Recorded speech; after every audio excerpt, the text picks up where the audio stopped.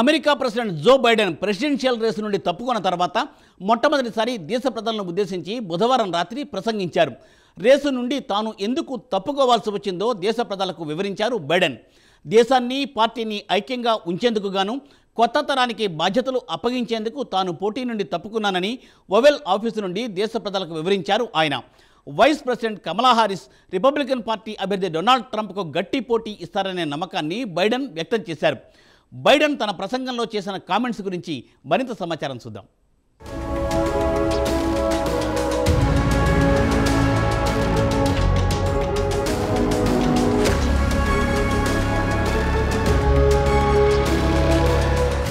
అమెరికాలో ఈ ఏడాది నవంబర్ 5న అధ్యక్ష పదవికి ఎన్నికలు జరగనున్నాయి. డెమోక్రటిక్ పార్టీ తరపున 81 ఏళ్ల జో బైడెన్ మరోసారి పోటీ చేసి ప్రెసిడెంట్గా మరో 5 ఏళ్ల పాటు చక్రం తిప్పాలనుకున్నారు.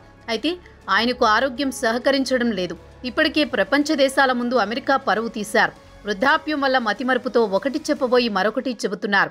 సరైన నిర్ణయాలు తీసుకోలేకపోతున్నారు. అదీ కాక డిబేట్లలో ట్రంప్తో పోటీ పడలేకపోతున్నారు. దీంతో డెమోక్రటిక్ పార్టీ సెనేటర్ల నుంచి మాజీ ప్రెసిడెంట్ బరాక్ ఒబామా, మాజీ హౌస్ స్పీకర్ నాన్సీ పెలోసి వరకు బైడెన్ను రేసు నుంచి తప్పించుకోవాలని ఒత్తిడి పెంచడంతో విధిలేని పరిస్థితుల్లో పోటీ నుంచి తప్పుకున్నారు.